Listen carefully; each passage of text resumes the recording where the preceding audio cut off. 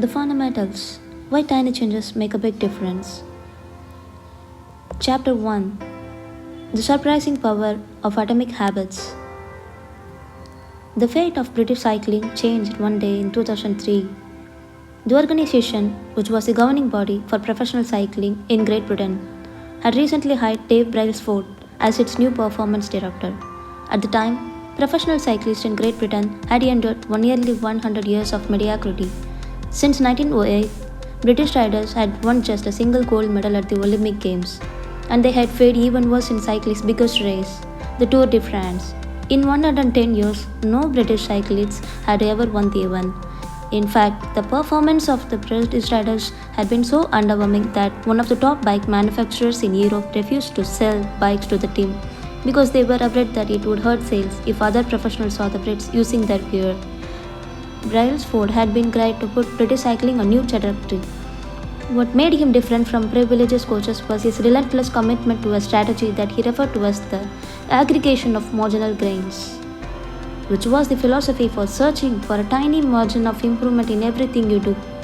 Brailsford said, the whole principle came from the idea that if you broke down everything you could think of that goes into riding a bike and then improve it by 1%, you will get a increase in you when you put them all together. Brailsford and his coaches began by making small adjustments you might expect from a professional cycling team. They redesigned the bike seats to make them more comfortable and dropped alcohol foam tires for a better grip. They asked riders to wear electrically heated overshorts to maintain ideal muscle temperature while riding and used biofeedback sensors to monitor how each athlete responds to a particular workout. The team tested various fabrics in a wind tunnel and had their outdoor riders switch to indoor racing suits, which proved to be lighter and more aerodynamic. But then they didn't stop there. Brailsford and his team continued to find 1% improvements in overlooked and unexpected areas. They tested different types of massage salts to see which one led to the fastest muscle recovery. They hired a surgeon to teach each other the best way to wash their hands to reduce the chances of catching a cold. They determined the pillow, the mattress that led to the best night's sleep for each rider. They even painted the inside of the team truck white, which helped them spot little bits of dust that would normally slip by unnoticed but could degrade the performance of the finely tuned bikes. As these and hundreds of other small improvements accumulated, the results came faster than anyone could have imagined. Just 5 years after Brailsford took over, the British cycling team dominated the road and track cycling events at the 2008 Olympic Games in Beijing, where they won an astounding 60% of the gold medals available. 4 years later, when the Olympic Games came to London, the Brits raced to the bar as they set 9 Olympic records in 7 world records. That same year, Bradley Wiggins became the first British cyclist to win the Tour de France. The next year, his teammate Chris Froome won the race and he would go on to win and again in 2015, 2016 and 2017, giving the British team 5 Tour de France victories in 6 years. During the 10-year spans from 2007 to 2017, British cyclists won 178 world champions and 66 Olympic and Paralympic medals and captured 5 Tour de France victories in what is widely regarded as the most successful run in cycling history. How does this happen? How does a team of previously ordinary athletes transform into world champions with tiny changes that at first glance would seem to make a modest difference at best? Why do small improvements accumulate into such remarkable results? And how can you apply this approach in your own life? Why small habits make a big difference? It is so easy to overestimate the importance of one defining moment and underestimate the value of making small improvements on a daily basis. Too often, we convince ourselves that massive success requires massive action. Whether it is losing weight, building a business, writing a book, winning a championship, or achieving any other goal, we put pressure on ourselves to make some earth-shattering improvement that everyone will talk about. Meanwhile, improving by 1% it isn't particularly notable. Sometimes it is even noticeable, but it can be far more meaningful, especially in the long run. The difference a tiny improvement can make over time is astounding. Here is how the math works out. If you can get 1% better each day for 1 year, you will end up 37 times better by the time you are done. Conversely, if you get 1% worse each day for 1 year, you will decline nearly to down zero. What starts as a small win or a minor setback accumulates into something much more. Habits are the compound interest of self improvement. The same way that money multiplies through compound interest, the effects of our habits multiply as we repeat them. They seem to make little difference of any given day, and yet the impact they deliver over the months and years can be enormous. It is only when looking back 2, 5, or perhaps 10 years later that the value of good habits and the cost of bad ones become strikingly apparent. This can be a difficult concept to appreciate in your life. We often dismiss small changes because they don't seem to matter very much in the moment. If you save a little money now, you're still not a millionaire. If you go to the gym 3 days in a row, you're still out of shape. If you study Mandarin for an hour tonight, you still haven't learned the language. We make a few changes, but the result never seems to come quickly. And so we slide back into our previous routines. Unfortunately, the slow pace of transformation also makes it easy to let a bad habit slide. If you eat an unhealthy meal today, your scale doesn't move much. If you work late tonight and ignore your family, they will forgive you. If you procrastinate and put your project off until tomorrow, there will usually be time to finish it later. A single decision is easy to dismiss. But when we repeated 1% errors day after day by replicating poor decisions, duplicating tiny mistakes, and rationalizing little excuses, our small choices compound into toxic results. It's the accumulation of many missteps, a 1% decline here and there, that eventually leads to a problem. The impact created by a change in our habits is similar to the effect of shifting routine of an airplane just a few degrees. Imagine you are flying from Los Angeles to New York City. If a pilot leaving from Laxer adjusts the heading just 3.5 degrees south, you will land in Washington, D.C. instead of New York. Such a small change is barely noticeable at takeoff. The nose of the plane moves just a few feet, but when the magnifying across the entire United States, you would end up hundreds of miles apart.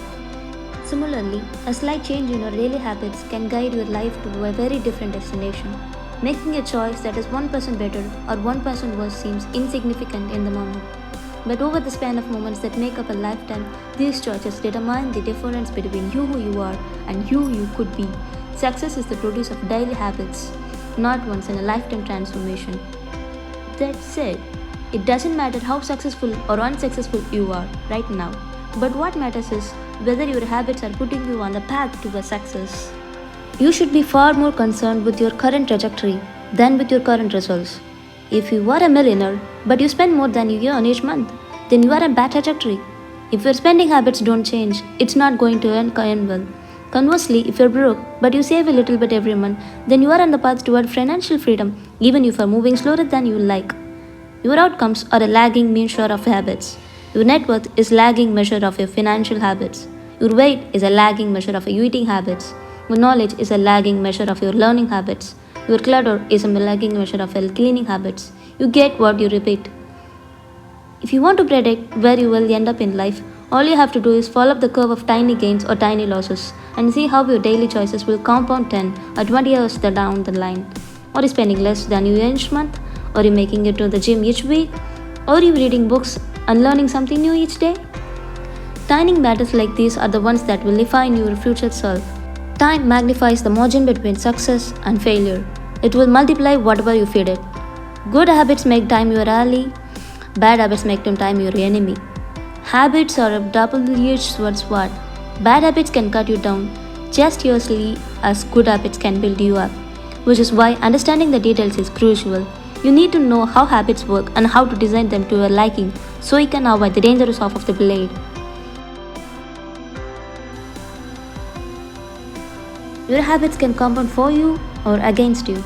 Here are some examples of past compounding. Productivity compounds. Accomplishing one extra task is a small feat on any given day, but it counts for a lot over time in your entire career. The effect of automating an old task or mastering a new skill can be even better. The more tasks you can handle without thinking, the more your brain is free to focus on other areas. Knowledge compounds. Learning one new idea won't make you a genius, but a commitment to lifelong learning can be transformational.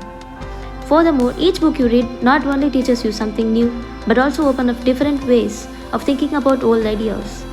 As Warren Buffett says, that's how knowledge works. It builds up like compound interest. Relationship compound. People reflect your behavior back to you. The more you help others, the more others will want to help you. Being a little bit nicer in each interaction can result in a network of broad and strong connections over time. And here's also examples of negative compounding. Stress compounds. The frustration of a traffic jam, the weight of parenting responsibilities, the worry of making ends meet, the strain of slightly high blood pressure. By themselves, these common causes of stress are manageable, but when they persist for years, little stress compound into serious health issues. Negative thoughts compound. The more you think of yourself as worthless, stupid, or ugly, the more you condition yourself to interpret life that way. You get trapped in a thought loop. The same is true for how we think about others. Once you fall into the habit of seeing people as angry, unjust, or selfish, you see those kind of people everywhere. Outrage compounds. Riots, protests, and mass movements are rarely the result of a single event. Instead, a long series of micro aggregations and daily aggregations slowly multiply until one event tips the scales and outrage spreads like wildfire. What progress is really like? Imagine that you have an ice cube sitting on the table in front of you. The room is cold and you can see your breath. It is currently 25 degrees. Ever so slowly, the room begins to heat up. 26 degrees. 27, 28. The ice cube is still sitting on this table in front of you. 29 degrees. 30, 31. Still, nothing happened. Then, 32 degrees. The ice begins to melt. A 1 degree shift, seemingly no different from the temperature it increases before it, has it unlocked a huge change. Breakthrough moments are often the result of many previous actions, which build up the potential required to unleash a major change. This pattern shows up everywhere. Cancer spends 80% of its life undetectable, then takes over the body in months. Bamboo can barely be seen in the first 5 years as it builds over extensive root systems underground for exploding 90 feet into the air within 6 weeks.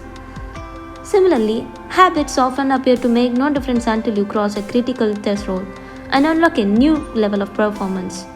In the early and middle stages of any quest, there is often a valley of disappointment.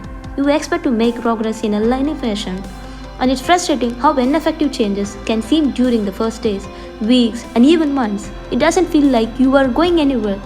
It's a hallmark of any compounding process. The most powerful outcomes are delayed. This is one of the core reasons why it is so hard to build habits that last. People make a few small changes, fail to see a tangible result, and decide to stop. You think I have been running every day for a month, so I can't see any change in my body? Once this kind of thinking takes over, it's easy to let good habits fall by the wayside. But in order to make a meaningful difference, habits need to persist long enough to break through this plateau.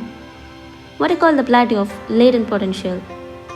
If you find yourself struggling to build a good habit or break a bad one, it is not because you have lost your ability to improve. It is often because you have not yet crossed the plateau of latent potential. Complaining about not achieving success despite working hard is like complaining an ice cube not melting when you heated it from 25 degrees to 31 degrees. Your work is not wasted, it is just being stored. All the action happens at 32 degrees. When you finally break through the plateau of latent potential, people will call it an overnight success. The outside world only sees the most dramatic event, then all other proceeded. But you know that it's the work you did long ago, when it seemed that you weren't making any progress, that makes the jump today possible. It is the human equivalent of geological pressure. Two tectonic plates can grind against one another for millions of years, the tension slowly building all the while. Then one day, they rub each other once again in the same fashion they have for ages. But this time, the tension is too great, and yet erupts. Change can take years before it happens all at once. Mastery requires patience. The San Antonio Spurs, one of the most successful teams in NBA history, have a quote from shows for a former Jacob Ritz hanging in their locker room. When nothing seems to help, I go and look at a stone cutter hammering away at his drops, perhaps 100 times without as much as crack showing in it. Yet at the 101st blow it will split in two, and I know it was not the last blow that did it, but all that had gone before. All big things comes from small beginnings. The seed of every habit is a single tiny decision, but as that decision is repeated, a habit sprouts and grows stronger, roots entrench themselves and the branches grow. The task of breaking a bad habit is like uprooting a powerful oak within us, and the task of building good habit is like cultivating a delicate flower one day at a time. But what determines whether we stick with the habit long enough to survive the plateau of latent potential and break through the other side? What is it that causes some people to slide down into unwanted habits and enables others to enjoy the compounding effects of good ones? Forget about goals, focus on systems instead. Prevailing wisdom claims that the best way to achieve what we want in life, getting into better shape, building a good successful business, relaxing more and worrying less, spending more time with the friends and family, is to set specific action goals. For many years, this was how I approached my habits too. Each one was a goal to be reached. I set goals for the grades I wanted to get in school, for the weights I wanted to lift in a gym, for the profits I wanted to earn in business. I succeeded at a few, but I failed at a lot of time. Eventually, I began to realize that my results had very little to do with the goals I set, and nearly everything to do with the systems I followed. What's the difference between system and goals? It's a distinction I first learned from Scott Adams, the cartoonist behind the Dilbert comic. Goals are about the results you want to achieve. Systems are about the processes that lead to the results. If you are a coach, your goal might be to win a championship. Your system is the way you create players, manage your assistant coaches, and conduct practice. If you are an entrepreneur, your goal might be to build $1 million business. Your system is how you test product ideas, hire employees, and run marketing campaigns. If you are a musician, your goal might be to play new piece. Your system is how often you practice, how you break down and tackle difficult measures, and your method for receiving feedback from your instructor. Now for the interesting question, if you completely ignored your goals and focused only on your system, would you still succeed? For example, if you were a basketball coach and you ignored your goal to win a championship and focused only on what your team does at practice each day, would you still get results? I think you would. The goal in any sport is to finish with the best score, but it would be ridiculous to spend the whole game starting at the scoreboard. The only way to actually win is to get better each day. In the words of 3 times Super Bowl winner Bill Walsh, the score taker is a case of itself. The same is true for other areas of life. If you want better results, then forget about setting goals. Focus on your system instead. What do I mean by this? Are goals completely useless? Of course not. Goals are good for setting a direction, but systems are best for making a progress. A handful of problems arise when you spend too much time thinking about your goals and not enough time designing your systems. Winners and losers have the same goals. Goal setting suffers from a serious case of survivorship bias. We concentrate on the people who end up winning, the survivors, and mistakenly assume that ambitious goals led to their success while overlooking all of the people who had the same objective but didn't succeed. Every Olympian wants to win a gold medal. Every candidate wants to get the job. If the successful and unsuccessful people share the same goals, then the goal cannot be what differentiates the winners from the losers. It wasn't the goal of winning the Tour de France that propelled the British cyclists to the top of sport. Presumably, they wanted to win the race every year before, just like every other professional team. The goal had always been there. It was only when they implement a system of continuous small improvements that they achieved a different outcome. Problem number 2. Achieving a goal is only a momentary change. Imagine you have a messy room and you set a goal to clean it. If you summon the energy to tidy up, then you will have a clean room for now. But if you maintain the same sloppy, backyard habits that led to a messy room in the first place, soon you will be looking at a new pile of clutter and hoping for another burst of motivation. You are left chasing the same outcome because you never changed the system behind it. You treated a symptom without addressing the cause. Achieving a goal only changes your life for the moment. That's a counterintuitive. Think about improvement. We think we need to change our results, but the results are not the problem. What we really need to change are the systems that cause those results. When you solve problems at the results level, you only solve them temporarily. In order to improve for good, you need to solve problems at the systems level, fix the inputs, and the outputs will fix themselves. Problem number 3. Goals restrict your happiness. The implicit assumption behind my going goal is this. Once I reach my goal, then I'll be happy. The problem with the goals first mentality is that you are continually putting happiness off until the next milestone. I've slipped into this trap so many times I've lost count. For years, happiness will always something for my future self to enjoy. I promised myself that once I gained 20 pounds of muscle after my business was featured in the New York Times, then I could finally relax. Furthermore, goals create an either or conflict. Either you achieve your goal and you are successful, or you fail and you are a disappointment. You mentally box yourself into a narrow vision of happiness. This is your misguided. It is unlikely that your actual path through life will match the exact journey you had in mind when you set out. It makes no sense to restrict your self satisfaction to one scenario when there are many paths to success. A system's first mentality provides the antidote. When you fall in love with the process rather than the product, you don't have to wait to give yourself permission to be happy. You can be satisfied anytime your system is running. And a system can be successful in many different forms, not just the one you first envisioned. Problem number 4. Goals are at odds with the long term process.